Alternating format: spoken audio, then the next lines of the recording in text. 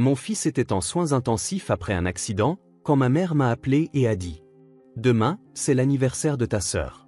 Aide à préparer. » J'ai dit « Je ne peux pas. Ce n'est pas le moment. » Elle a répondu « Si tu ne viens pas, je te coupe. » J'ai raccroché et supprimé son numéro. Le jour de la fête, mon fils s'est réveillé et a dit « Maman, je me suis fait mal à cause de grand-mère. » Avant de commencer l'histoire, n'oubliez pas de laisser un like et de vous abonner à la chaîne pour voir plus d'histoires comme celle-ci. Les matins à Seattle sont souvent enveloppés de brouillard, mais ce matin-là était exceptionnellement clair et lumineux. Emily Hartwell préparait le petit déjeuner pour son fils Jacob dans la cuisine de son appartement au 12e étage d'un gratte-ciel. Elle travaillait comme architecte principale dans un cabinet d'architecture local réputé, et nombre des bâtiments commerciaux et résidentiels qu'elle avait conçus figuraient dans des magazines d'architecture, témoignant de son talent considérable. « Maman, quel jour sommes-nous aujourd'hui » demanda Jacob, 7 ans, en s'asseyant à la table de la salle à manger, se frottant les yeux encore ensommeillés.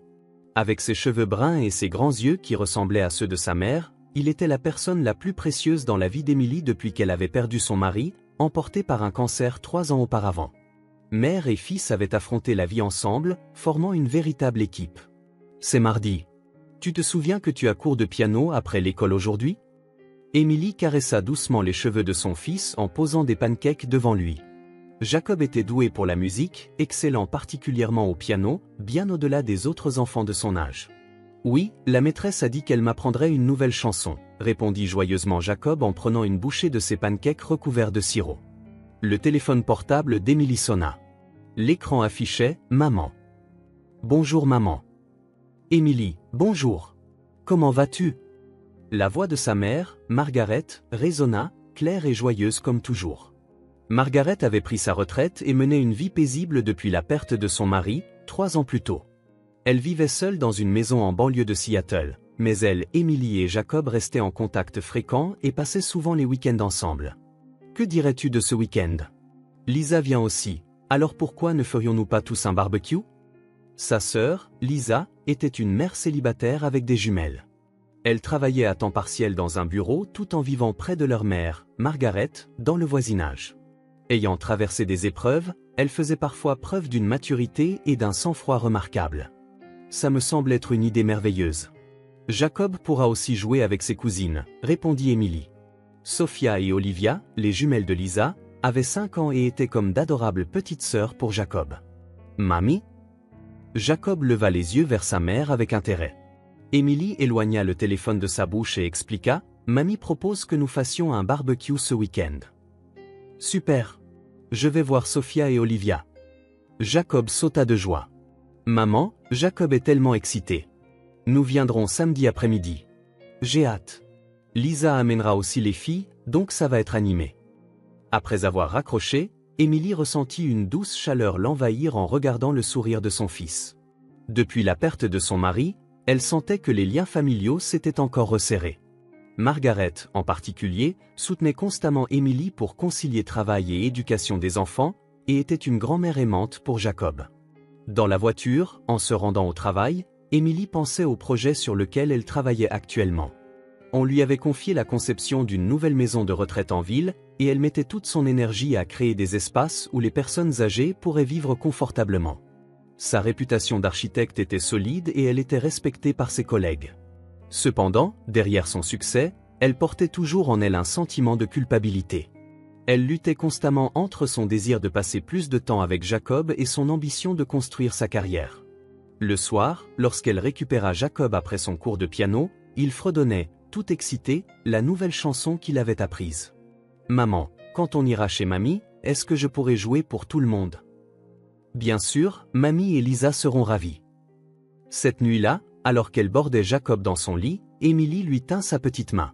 « Maman, on est heureux, n'est-ce pas ?» murmura Jacob d'une voix ensommeillée. « Oui, nous sommes très heureux. » Emily embrassa la joue de son fils. En effet, ils étaient heureux. Son fils bien-aimé, sa mère qui la soutenait, sa gentille sœur, et sa propre carrière se portaient bien aussi. Emily souhaitait sincèrement que cette vie quotidienne paisible dure éternellement. À l'approche du jour du barbecue, Jacob devenait de plus en plus excité. Pour lui, le temps passé chez sa grand-mère était spécial. jouer dans le grand jardin avec ses cousines, manger les biscuits faits maison de Margaret, et ces moments chaleureux où toute la famille était réunie. C'était un havre de paix pour lui, qui avait perdu son père. Emily chérissait également le temps passé chez sa mère. Margaret semblait avoir encore approfondi son affection pour Emily et Jacob après la mort de son gendre. Elle était particulièrement douce avec Jacob, se réjouissant sincèrement de le voir grandir. Samedi matin, Emily se réveilla tranquillement pour la première fois depuis longtemps. Dehors, les oiseaux chantaient et un paisible matin de week-end s'était installé sur Seattle. Jacob dormait encore, mais le simple fait de regarder son visage endormi réchauffait le cœur d'Emily. « Maman, on va chez mamie aujourd'hui, c'est ça ?» Quand Jacob se réveilla, la première chose qu'il fit fut de confirmer les plans de la journée. Ses yeux brillaient d'impatience. « C'est exact. Nous prévoyons de partir vers midi, alors mangeons notre petit déjeuner et préparons-nous. » Emily embrassa doucement la joue de son fils et se dirigea vers la cuisine avec lui. Aujourd'hui, c'était le jour du barbecue chez Margaret. Lisa prévoyait également d'amener ses jumelles, et ce serait une rare occasion pour toute la famille de se réunir. Juste après midi, Emily et Jacob se rendirent en voiture chez Margaret. La maison de sa mère, en banlieue de Seattle, était une maison individuelle que son défunt père leur avait laissée, avec un grand jardin et une belle structure à 2 étages. Lorsqu'ils se garèrent dans l'allée, la voiture de Lisa était déjà arrivée. Emily, Jacob. Margaret les accueillit avec un sourire depuis la porte d'entrée. Sa mère, avec ses cheveux gris soigneusement coiffés, était magnifique dans son tablier. Mamie. Jacob courut vers elle et serra sa grand-mère dans ses bras. Mon Dieu, comme tu as encore grandi. Sophia et Olivia attendent dans le jardin. Lorsqu'ils entrèrent dans le salon, Lisa était assise sur le canapé avec ses jumelles. Sa sœur avait acquis la force de la maternité. Bon travail. Lisa se leva et serra Emily dans ses bras. Bonjour Jacob. Bonjour tante Lisa. Sophia, Olivia, comment allez-vous? Les jumelles rirent timidement et coururent après Jacob dans le jardin. Les rires des enfants résonnaient dans la maison, rendant Emily heureuse. Il fait un temps magnifique aujourd'hui, idéal pour un barbecue, dit Margaret en regardant par la fenêtre. Pendant plusieurs heures cet après-midi-là, la famille profita d'un agréable moment dans le jardin. Les hamburgers et hot-dogs préparés avec expertise par Margaret, la salade apportée par Lisa et les brownies faits maison d'Emily pour le dessert. Les enfants couraient dans le jardin tandis que les adultes savouraient une rare réunion de famille. Jacob, voudrais-tu nous jouer ce nouveau morceau de piano? Appela Margaret à son petit-fils. Oui. Jacob courut joyeusement dans la maison et s'assit au piano dans le salon. Il commença à jouer, pour Élise, qu'il avait récemment appris. Bien que pas encore parfaite, sa prestation était suffisamment belle pour un enfant de 7 ans, et toute la famille fut émue. C'était magnifique. Si ton papa était en vie, il serait si fier, dit Margaret, les larmes aux yeux. Il est vraiment doué pour la musique, loua également Lisa en applaudissant. Alors que le soir approchait, les enfants étaient fatigués et plus calmes. Sophia et Olivia regardaient la télévision sur le canapé du salon, et Jacob était seul dans le bureau de son père au 2e étage, lisant un livre. C'était encore un endroit spécial où subsistaient les souvenirs de son défunt père, et Jacob y passait parfois du temps tranquillement. « Ma sœur, je te prépare un café » appela Lisa depuis la cuisine. « Merci, je vais t'aider aussi. » Emily s'apprêtait à se lever lorsque Margaret lui tira doucement le bras. « Emily, j'ai besoin de te parler. Si on faisait une petite promenade dans le jardin ?» L'expression de sa mère était quelque peu sérieuse. « Pouvez-vous imaginer gagner 10 000 $ par mois juste avec YouTube, depuis chez vous? C'est exactement ce que j'ai fait avec des histoires sans visage ni voix. Consultez le lien dans la description si vous êtes curieux. » Emily, perplexe, sortit dans le jardin avec Margaret. « Tu as l'air bien occupée par le travail ces derniers temps. Est-ce que tout va bien? » Oui, je suis un peu débordée car on m'a confié un gros projet, mais c'est gratifiant. Je m'inquiète pour Jacob. Margaret se retourna et regarda Emily dans les yeux. Cet enfant semble grandir un peu trop vite ces derniers temps. Tu ne trouves pas? Emily fronça les sourcils. Peut-être qu'il est prévenant envers toi parce qu'il n'a pas de père. Ne penses-tu pas qu'il serait préférable de le laisser être plus enfantin? Emily était quelque peu confuse par les paroles de sa mère. Jacob était certainement plus posé que les autres enfants de son âge, mais elle pensait que c'était simplement sa personnalité. Est-ce que je fais quelque chose de mal? Non, pas du tout. Je pense juste que tu devrais me le confier de temps en temps et prendre du temps pour toi. » Pendant que les deux femmes parlaient dans le jardin, le silence persistait à l'intérieur de la maison. Lisa préparait du café dans la cuisine, jetant occasionnellement un coup d'œil vers le deuxième étage. Les jumelles étaient absorbées par un dessin animé dans le salon, profitant d'un moment de calme après-midi. Vers 17 h, un bruit sourd retentit soudainement dans toute la maison. Après ce qui ressembla à quelque chose dégringolant les escaliers, un impact sec se fit entendre. Qu'est-ce que c'était que ce bruit? Au moment où Emily se retournait depuis le jardin, le cri de Lisa se fit entendre. « Jacob !» Emily et Margaret se précipitèrent dans la maison, paniqués. Au bas des escaliers, Jacob gisait inconscient. Du sang coulait de sa tête et son visage était devenu pâle. « Jacob! Jacob !» Emily s'agenouilla à côté de son fils, l'appelant.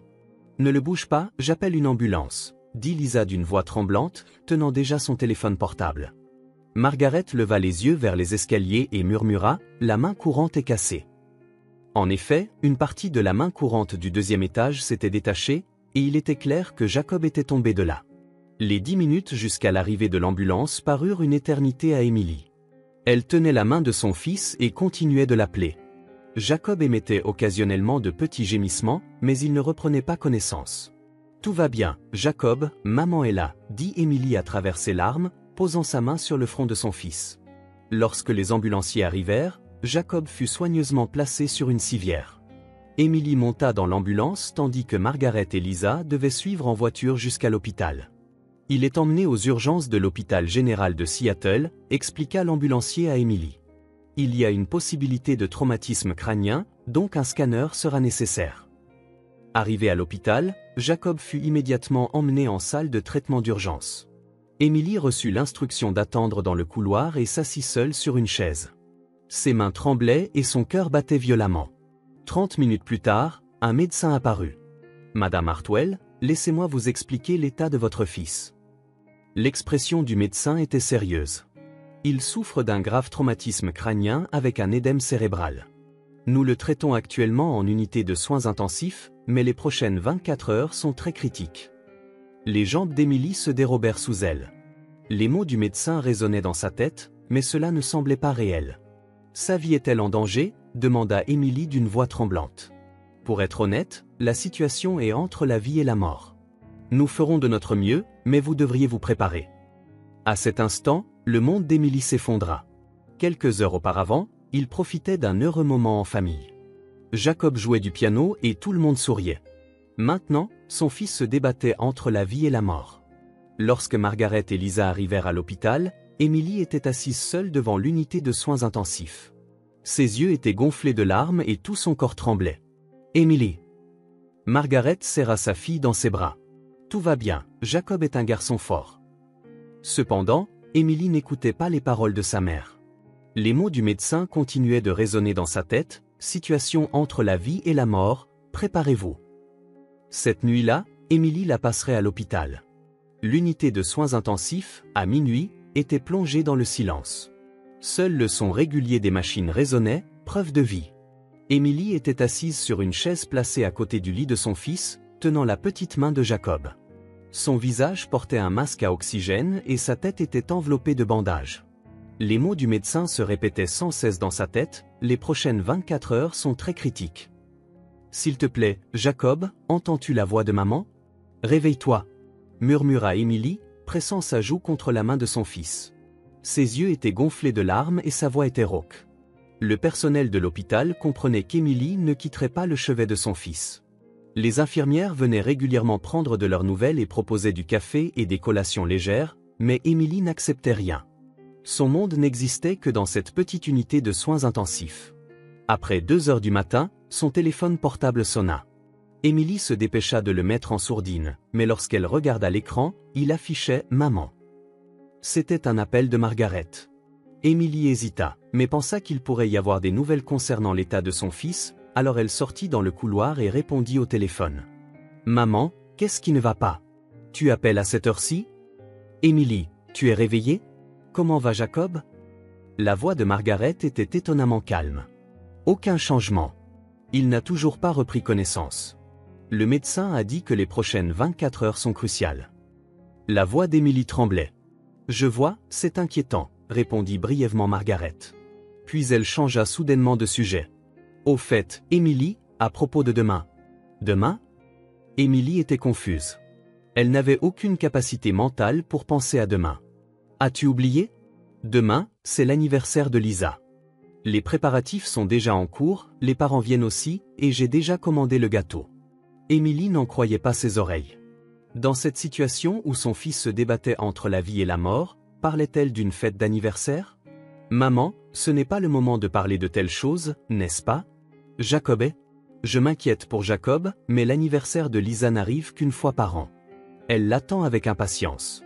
Je veux que tu aides pour les décorations, et il y a aussi la préparation du repas. Émilie était sans voix. Elle ne comprenait pas les priorités de sa mère. Maman, mon fils est en soins intensifs. Le médecin a dit que sa vie est en danger. Comment peux-tu penser à une fête d'anniversaire? Émilie, ta présence à l'hôpital n'améliorera pas l'état de Jacob, n'est-ce pas? Laisse faire les médecins, et parfois, tu as besoin de changer d'air aussi. De plus, la solidarité familiale est importante dans des moments comme celui-ci. Changer d'air? La voix d'Émilie monta. Mon fils est en train de mourir et tu parles de changer d'air? Ne dis pas des choses aussi malchanceuses. Jacob est un garçon fort, il s'en sortira sûrement. La voix de Margaret avait un ton anormalement optimiste. Quoi qu'il en soit, s'il te plaît, viens à la maison à 10 h demain matin. Il y a beaucoup de préparatifs à faire. Émilie n'arrivait pas à y croire. Elle sentait que sa mère banalisait l'état critique de son fils. Maman, je n'ai aucune intention de quitter le chevet de mon fils. Je ne peux même pas penser à une fête d'anniversaire en ce moment. À l'autre bout du fil, le ton de Margaret changea. Du ton doux qu'elle avait eu jusqu'alors, il devint froid et dur. Émilie, il y a quelque chose qui s'appelle la responsabilité familiale. Lisa élève seule des jumelles en tant que mère, et pourtant, tu ne penses qu'à toi. Ne penser qu'à moi? Émilie était consternée. S'inquiéter pour la vie de mon fils signifie que je ne pense qu'à moi? L'anniversaire de Lisa n'arrive qu'une fois par an. Sans toi, la fête sera gâchée. Les parents ont aussi hâte de te voir. Émilie prit une profonde inspiration et essaya de rester calme. Maman, s'il te plaît, comprends. En ce moment, je ne peux penser à rien d'autre qu'à Jacob. Je suis désolé pour Lisa, mais ne pourrions-nous pas reporter l'anniversaire? Reporter? La voix de Margaret devint soudainement aiguë. Absolument pas. Tous les préparatifs sont terminés et les parents ont pris leur disposition aussi. As-tu l'intention de ruiner les plans de tout le monde pour ta propre convenance? Ma propre convenance? Émilie commençait à sentir la colère monter. La vie de mon fils en danger est ma propre convenance? Émilie, tu as toujours eu un côté égocentrique, mais cette fois, tu vas trop loin. Accorde de l'importance à tes liens familiaux. Émilie fut profondément blessée par les paroles de sa mère. Elle ne comprenait pas qu'on la qualifie d'égocentrique. Maman, je chéris ma famille, c'est exactement pourquoi je reste aux côtés de mon fils. Pourquoi ne peux-tu pas comprendre ça? C'est toi qui ne comprends pas à quel point Lisa attend cela avec impatience, à quel point les parents se sont préparés. Tu ne penses pas du tout à de telles choses. L'esprit d'Émilie était en ébullition.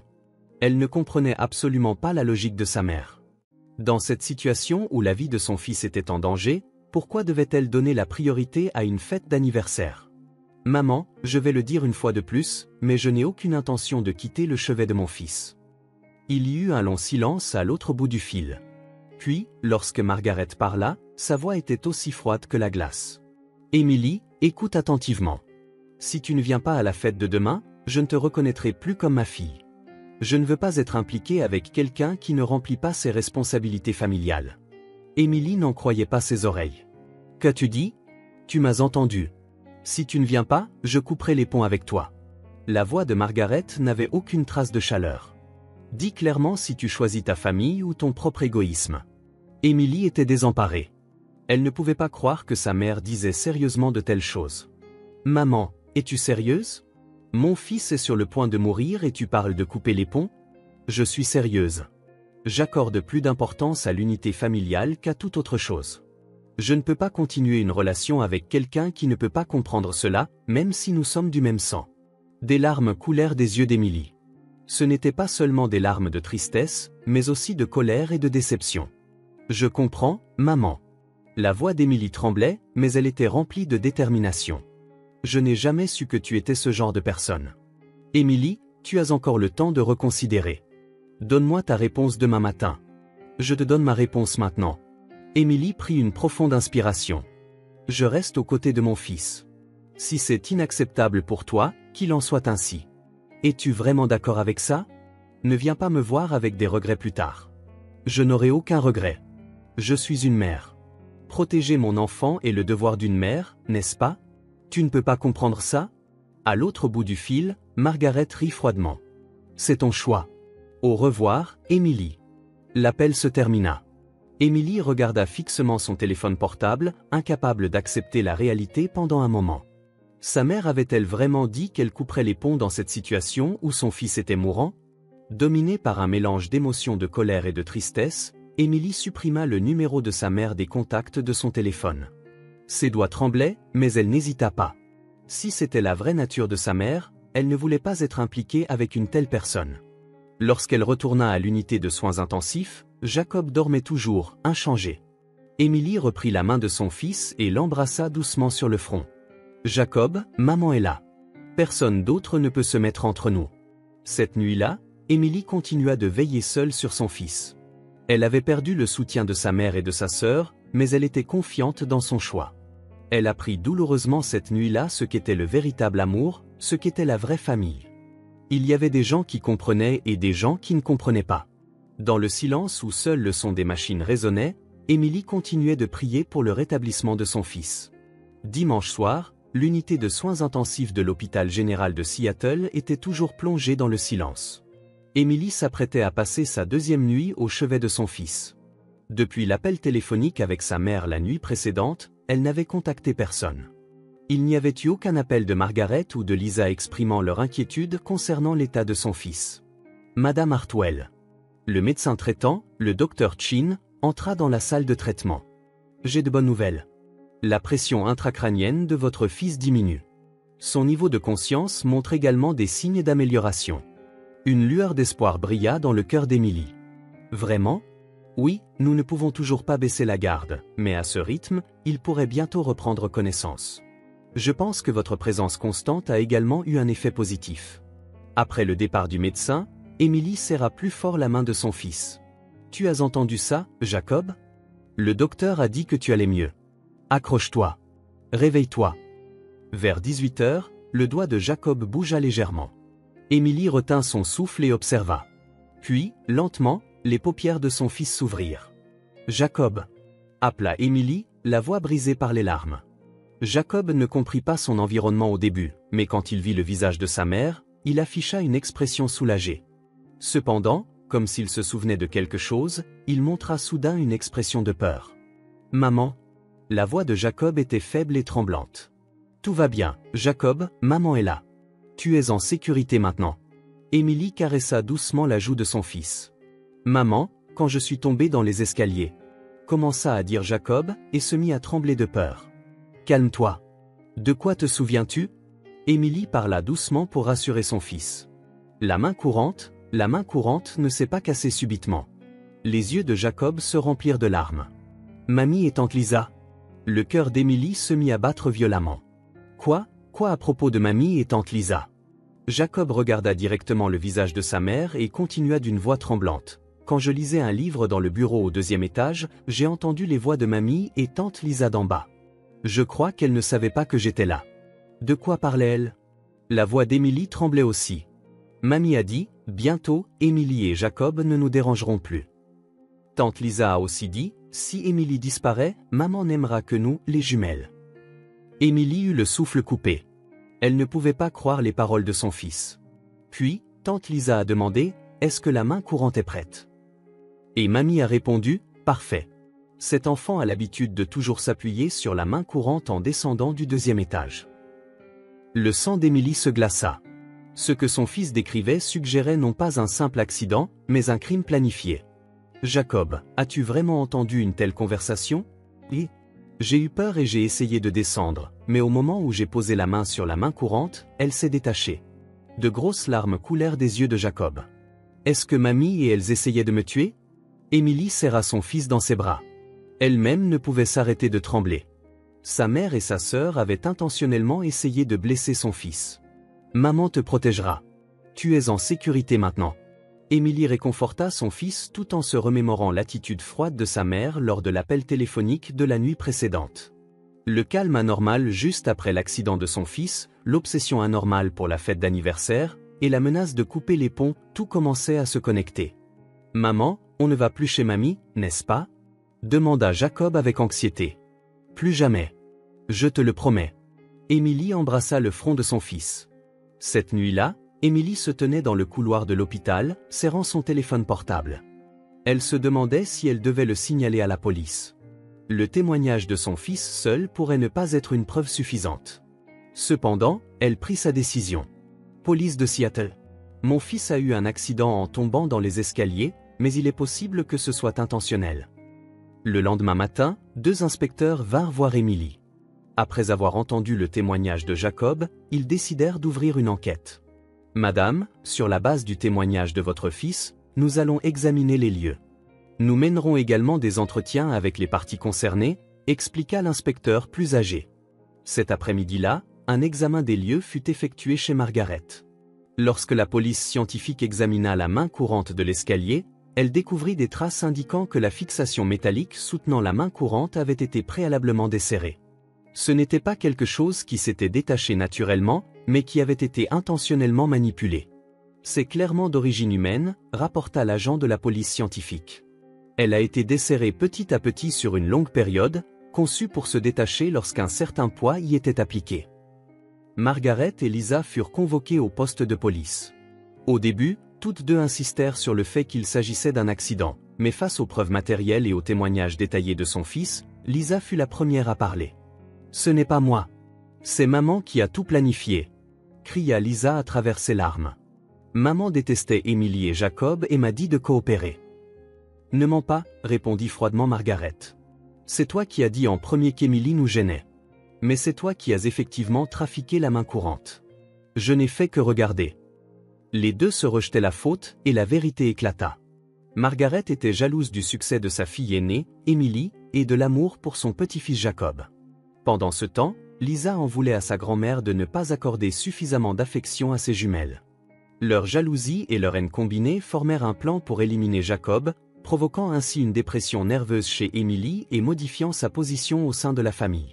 « Au début, j'avais seulement l'intention de menacer », déclara Margaret lors de l'interrogatoire. « Je pensais que si je lui infligeais une blessure mineure, Émilie compterait davantage sur sa famille. Mais maman a dit, fais en sorte que ce soit plus certain, rétorqua Lisa. Plus Émilie souffrirait, plus notre valeur augmenterait. Alors que leur plan cruel devenait clair, Émilie regardait les informations avec Jacob à l'hôpital. Maman, sommes-nous en sécurité maintenant? Demanda Jacob en se blottissant contre sa mère. Nous sommes en sécurité. Personne ne peut plus te faire de mal. Émilie serra son fils dans ses bras. Ce soir-là, le médecin traitant donna l'autorisation de sortie. Le rétablissement de Jacob se déroulait bien et les soins à domicile étaient désormais possibles. Une nouvelle vie commence maintenant, murmura Émilie en regardant dehors avec son fils par la fenêtre de l'hôpital. Oui, mais je n'ai pas peur parce que je suis avec maman, sourit Jacob. Émilie pensa en tenant la main de son fils, les liens du sang seuls ne font pas une famille. La véritable affection et la confiance créent une vraie famille. Bien qu'il y eût de la tristesse à perdre sa mère et sa sœur, le soulagement de pouvoir protéger son fils était plus grand. 6 mois plus tard, la salle d'audience du tribunal de district de Seattle était plongée dans le silence. Le procès de Margaret Hartwell et Lisa Hartwell touchait à sa fin. Émilie était assise au premier rang de la galerie, attendant le verdict. À côté d'elle se trouvait Jacob, qui s'était complètement rétabli, bien qu'il semblât un peu nerveux dans l'atmosphère solennelle de la salle d'audience. Je condamne l'accusée Margaret Hartwell à 8 ans d'emprisonnement pour tentative de meurtre. Je condamne l'accusée Lisa Hartwell à 6 ans d'emprisonnement pour le même crime. Au moment où la voix du juge résonna dans la salle d'audience, Émilie laissa échapper un profond soupir. C'était un mélange complexe de soulagement que justice ait été rendue et de tristesse d'avoir perdu sa famille.